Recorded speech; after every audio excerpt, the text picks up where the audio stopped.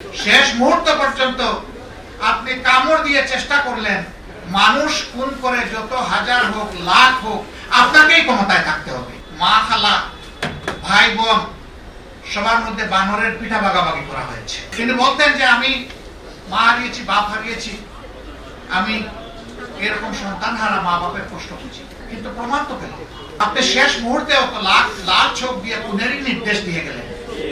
শেষ মুহূর্ত পর্যন্ত আপনি কামড় দিয়ে চেষ্টা করলেন মানুষ খুন করে যত হাজার হোক লাখ হোক আপনাকেই ক্ষমতায় থাকতে হবে। কেন আপনাকেই থাকতে হবে? কেন? আপনারা বলছেন যে আমরা দেশকে উন্নয়নের রোল মডেল বানিয়েছি বিশ্বের বুকে, বিশ্ব এখন আমাদেরকে হিংসা করে আমাদের উন্নয়ন দেখে।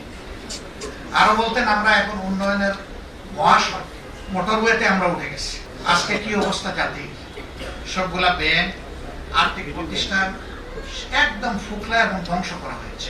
বাঘ বাটুরা করে মা খালা ভাই বোন সবার মধ্যে বানরের পিঠা ভাগাভাগি করা হয়েছে।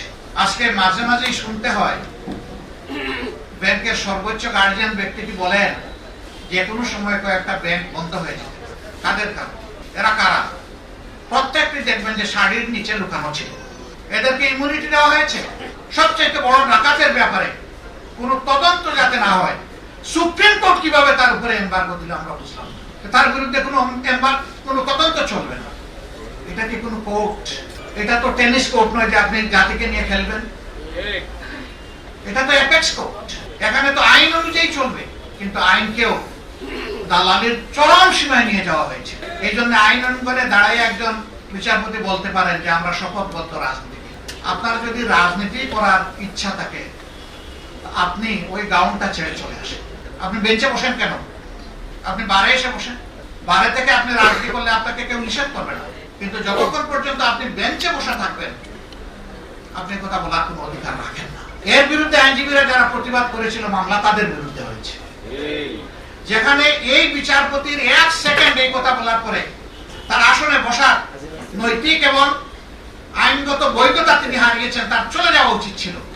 তাকে প্রোটেকশন দেওয়া হয়েছে, আর প্রতিবাদ যারা করেছেন অন্যায়ের তাদের বিরুদ্ধে মামলা দায়ের করা হয়েছে। সবসময় আমরা শুনতাম বিচার বিভাগ স্বাধীন, আমরা শুনতাম কেউ আইনের ঊর্ধ্বে নয়, আইন সবার জন্য সমান। এখন একটু সমান হবে ইনশাআল্লাহ। আইনটা কেমন সমান তখন তো বুঝেন নাই। এখন যার যার প্রাপ্য ন্যায় অনুযায়ী আপনাদের বোঝা উচিত আমরা মনে করি। তবে হ্যাঁ, আমরা যে কোনো জুলুমের বিরুদ্ধে